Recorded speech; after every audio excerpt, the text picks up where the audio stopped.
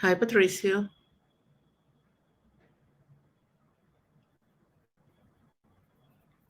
Hi, Marianne. How are you?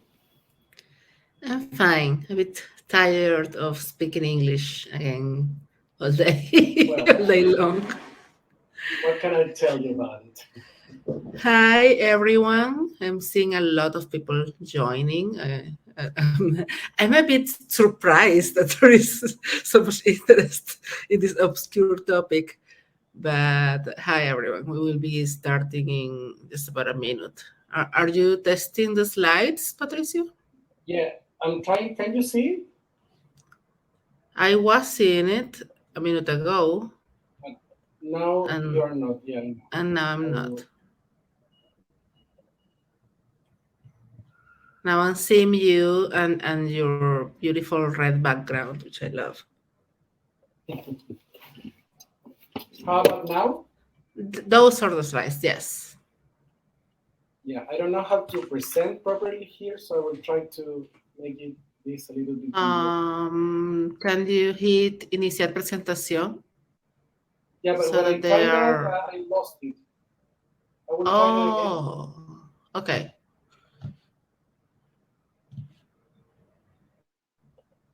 Yeah, Yeah, I think that it when went I do that, it went I black. lost it. Yeah, Yeah. it went black. So we will have to cope. Everyone will have to cope with the smaller presentation slides. Now you Well, have to we've share been again. coping for we've been coping for I don't know what 2 years. Yeah, I mean, it is what it is, Patricio. I told you Yeah. already that this is the mood we are in today. That it is what it is.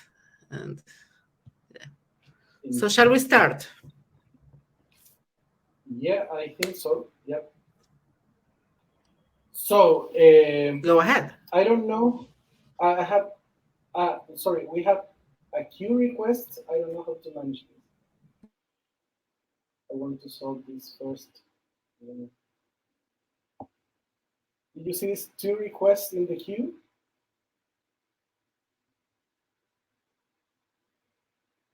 Marianne? What? Does this appears to you as well? These two requests in the queue. No, I don't have any requests. Okay, so I think we shall start anyway. Um, well, thanks everyone for being here and joining us in this session today. My name is Patricio Velasco. I'm a sociologist and also I'm a researcher in Derechos Digitales. We are a Latin American civil society organization based in Chile, and our focus is the defense and promotion of human rights in the digital world. Today we are accompanied gratefully by Marianne Diaz, which will introduce herself. Yes, hi. I am Marianne Diaz. Everyone calls me Marianne. And I'm a lawyer. I have been a digital rights activist for the past over a decade. I don't want to count the years anymore. And one of my main focuses has been free culture and copyright. And I am currently a fellow in the Keep It On campaign at Access Now. Thanks, Marianne. So I will start putting the focus on our research, which is what we are going to show you today. It's really weird because I have to change windows from time to time, but I will do my best. So our research is focused on the problem of orphan works and its potential use in the Latin American context today. Taking that into account, our research objectives goes as follows. We wanted to identify the regulatory context related to the management of orphan works in 3 Latin American countries, and also we wanted to describe the main difficulties in the treatment of orphan works by institutional agencies and creators in Latin American countries.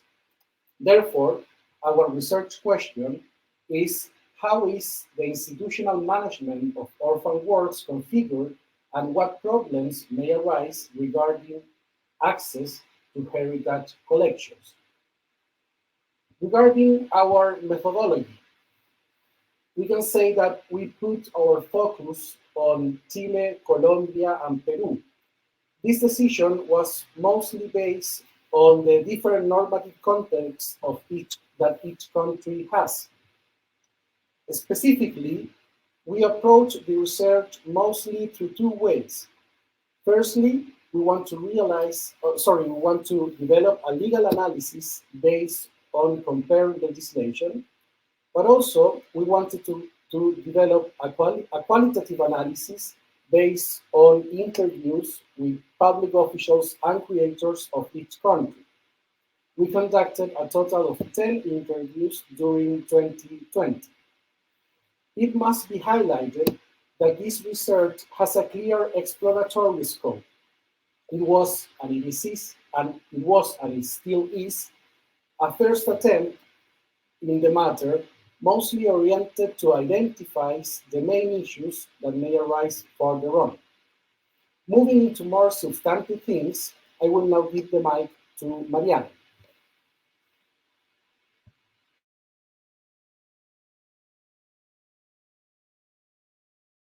I will need to unmute myself for that. Yeah. Um, for the starters, we need to define like what are we talking about. I know that a lot of you already know what orphan works are, but maybe some of you are not familiarized with the concept. This is a legal concept, so this is a very specific one. So orphan works are those that are protected by intellectual property, which means that they are not in the public domain, or they are not in the public domain yet, but whose rights holder cannot be located or identified.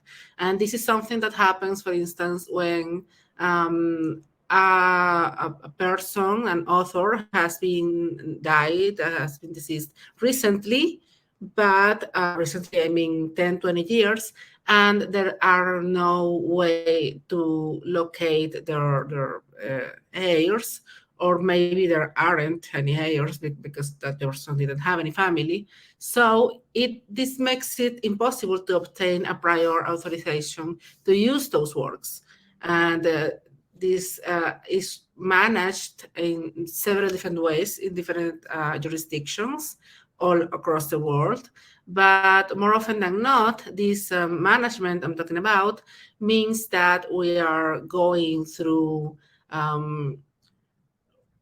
weird loopholes in order to gain access to the works. In many cases, we end up using them, I don't want to say illegally, but without the proper permission.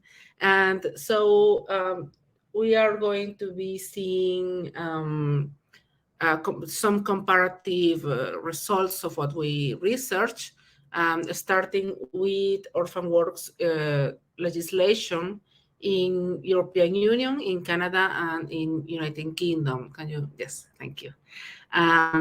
In the European Union, there is a somewhat recent directive that is from 2012 that authorizes certain uses of orphan works, but only by specific entities. This is something that we will be seeing in the next examples, that when there is legislation that authorizes uses of orphan works, there is very frequently a list of which entities can be using these works.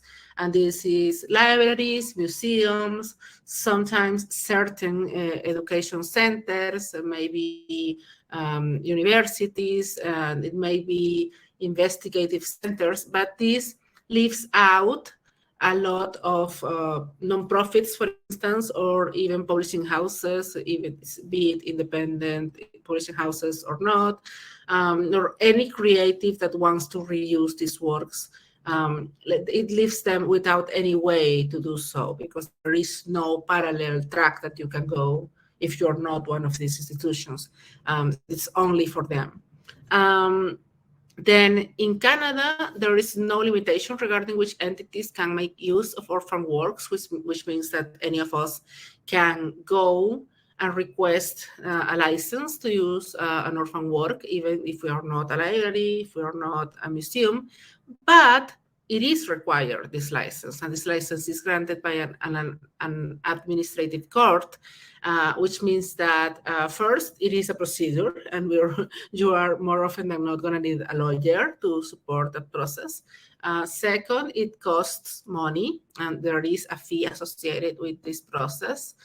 And third, it requires a burden of proof. You have to prove before the administrative court that you have exhausted all possible ways to find the proper people that are supposed to hold the rights. And so this is complex, and it does require, it does have a set of requirements, and it does leave people out of being able to access these works.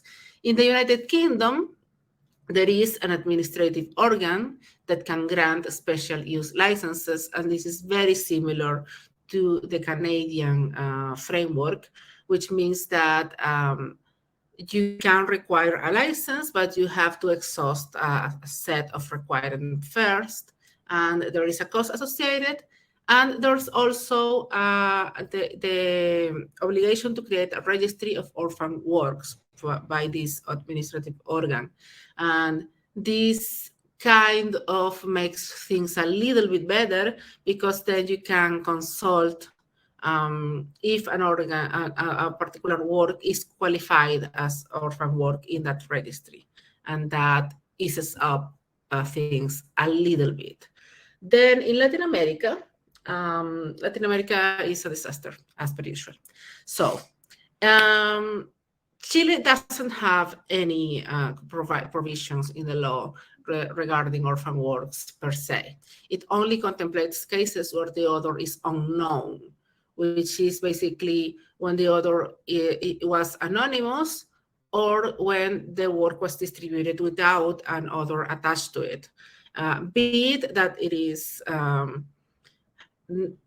impossible to place restrictions regarding when the author died, because there is no author per se.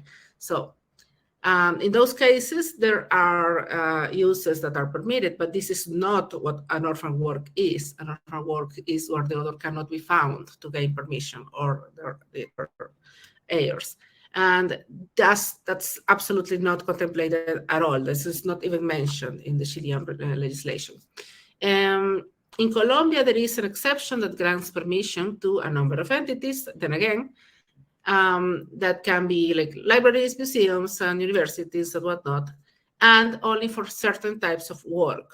And we're talking that the work has to be already in the, like, physically in the library or in the museum, and it can only belong to a list of types of work, like, for instance, books or movies. And it is a short list. There are many things that are left outside of that list, and more importantly, there are many entities that are left outside of the list.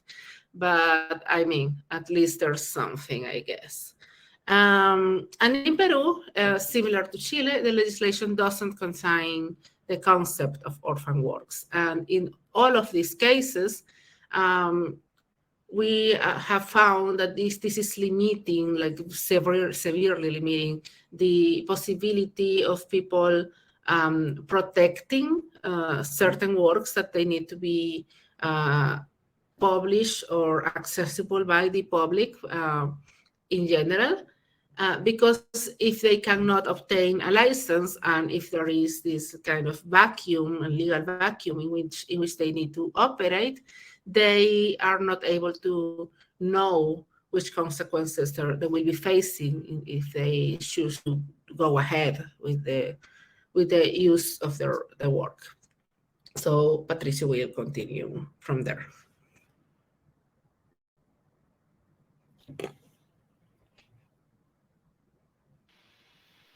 Yeah, because since we have significant difference among these countries, we also wanted to know and to try to understand from the point of view of the public official of Caritas institutions how this problem is dealt. And this is part of what they told us. For instance, we can take the excerpt from the Chilean public official on the matter. As the Chilean official said, the management of collection is not a problematic matter in order to put these contents available to the public, but the main issue refers to the legal authorization. This may sound obvious, but a public institution can only do something that is legally allowed, and here we have a clear example of that. It is not a matter of management or resources mainly, it's a normative framework that establishes the boundary regarding the access of this sort of creations. But even if the normative framework has been updated, which may be the case of Colombia, we must highlight the fact that the regulation of the new legislation hasn't been sanctioned yet, and this creates a sort of vacuum between the legislation and the effective work of Caritas institutions. So even given the fact that we have an updated legislation in Colombia, this doesn't necessarily lead to a better management of the problem since we don't have the specific regulation on the law, on the new law. Therefore, what we can see is that from the point of view of the official, we have mainly a sort of conservative premise regarding taking action on orphan works, mostly because they know what the problem is and what the legal restrictions are applying in every specific case. So this consciousness of the problem is usually what restrains public institutions in order to take action to put these collections in access to the public. Also, this highlights the role of regulation in this matter, but mostly, as we were saying, it is important to know how this regulation is enacted by public institutions and therefore going beyond the case of Colombia that we were discussing. But it is also important to discuss the need of an effective interoperability, sorry, that was hard, even in Spanish, uh, the interoperability of information systems across the state. And this is quite important regarding the fact that many of these orphan works require some research in order to establish their status. So this sort of interoperability may lead us to a better management of the research regarding orphan works, but it's quite and highly important that we must take into account all the safeguards that privacy requires in that sense. So the state we know has important information regarding these matters, and this will lead to a better research for the establishment of what orphan works can be actually used, but we must take into account all privacy concerns into the matter. From the other point of view, I mean for this, the point of view of the creators, what we have mostly is the idea, or mostly two main things that arise. On the one side, there is one great problem regarding the emergence of this project that these creators were conducting that were initially oriented as being a project that will put new content into the access of the public, and therefore, and suddenly this project, who was, I would say, like good intention, suddenly appears to arise in the world of legal trials. And this is highly important because all these creators didn't have any notion of what orphan works meant before they embraced these projects. And highly important related to this is the fact that, as the Chilean researcher that we interviewed was saying, it is not a problem, it is not a technical problem, mainly in the same vein that the Chilean officer was saying. It's not a technical problem, it's not necessarily a resources problem, but it's mostly the problem with the legal coverage that they might uh, face further on if they continue with this project. Important is to say that in this same vein, for instance, the Colombia editor that we interviewed say that given this framework, the only thing that they could make was try to move step by step, like taking blind steps. And I think that this image is quite evocative of the whole situation that these creators face regarding the problem of orphan works. They don't know this is a problem, and when they face it, they don't have any cues or tools in order to deal with it. And this leads us um, to our other main result regarding the view of the creators. And this articulates the relationships between the lack of information and legal guidance that they may face. The problem of orphan works and its legal configuration cannot be anticipated in any of the plans that made, but also there is also a lack of institutional support in order to actually work with this sort of collections. As we were saying, there is a sort of restraint from the institutional, from the public institutions in order to actually deal with this problem, since they know what it may imply. All of this lead us to a context where the development of projects that favor the access to cultural heritage through the recuperation of orphan works can be very, very difficult to actually realize. And I think that this is a main lessons, the main lesson that we can take from this research. And moving into the conclusions, I will give pass to Marianne. Yeah, it is important, I think, to consider, given that we don't have mostly in Latin America any kind of legislation, this is something that we need to be creating, and we need to be thinking on which model we would like to be using.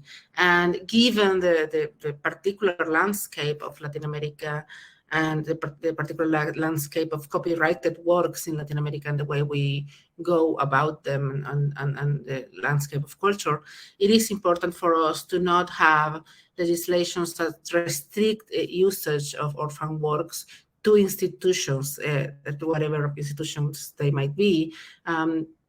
Ordinary people need to be able to access these works and to have individual projects and to have grassroots projects that can use and reuse content that is there and that should belong in the commons. And the second thing is that we need to consider that having the obligation to go before an organism, a body, a legislative, administrative body, a judicial body, to gain access to licenses in Latin America is a very steep requirement that shouldn't be there.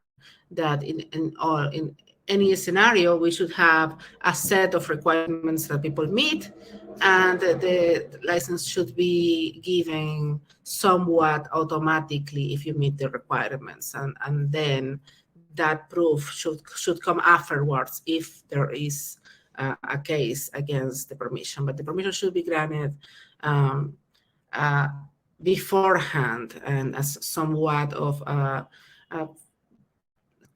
kind of web of trust, right? There is, in fact, very few cases of copyright infringement before the courts as is, and it doesn't warrant the necessity of going through this whole process.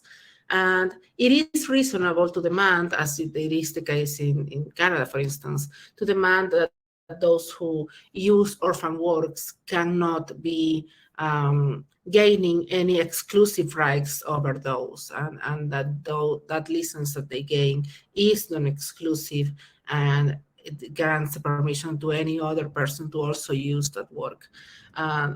Given that consideration, I think that should be enough to grant some sort of requirement, as for instance posting posting a sort of advertisement in any sort of official journal of sorts of gazette, by saying we are seeking the heirs of the whatever, whoever has the title for this work, in order to use it, and then in a certain lapse, then you gain the rights, and that should be enough for Latin America.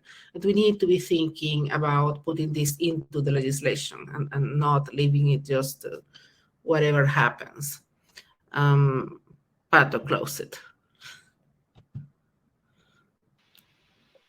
Yeah, well, I could not be more in agree with Marianne.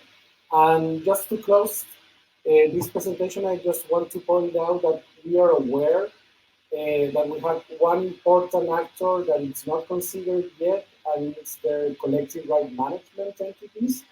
We try to establish a link with them in order to actually interview them for the realization of this research, but it wasn't possible. We can blame the pandemic, I think, but we try our best in order to include them, and we know that it's a key actor that we need to consider in the future. So if you have any questions, we are happy to answer it in the few minutes that we have. You can use the chat, I think. We still haven't yet published this research. We hope to do so in the next weeks or so. So we will let you know as soon as we have the final report on this. And if you have any comments, we will be grateful to hear. Yes, and also feel free to, if there is no time because we are coming to a close, feel free to find us in the people chat thingy that this platform has, and ask any questions like any during the rest of the summit as well.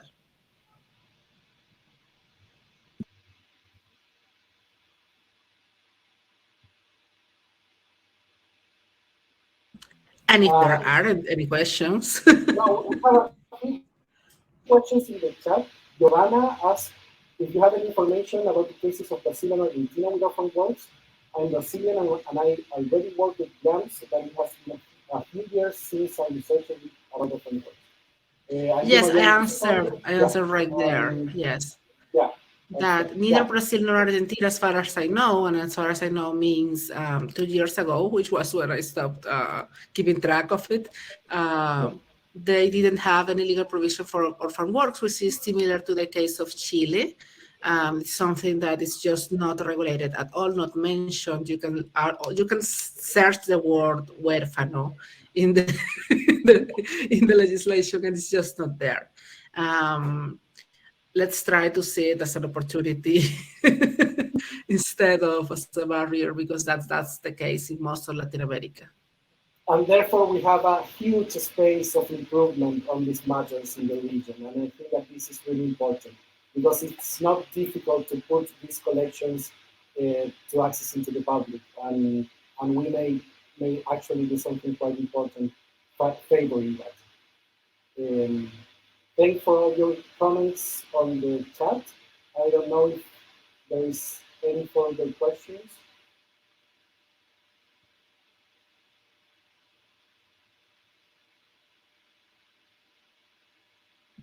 Giovanna says that I'm always has a space for improvement. Yes. Yeah, totally, Giovanna. Yeah. Thank you all for coming. Thank you, Patricio, for sharing this time with me. Thank you, Marianne, and thank you all for coming as well.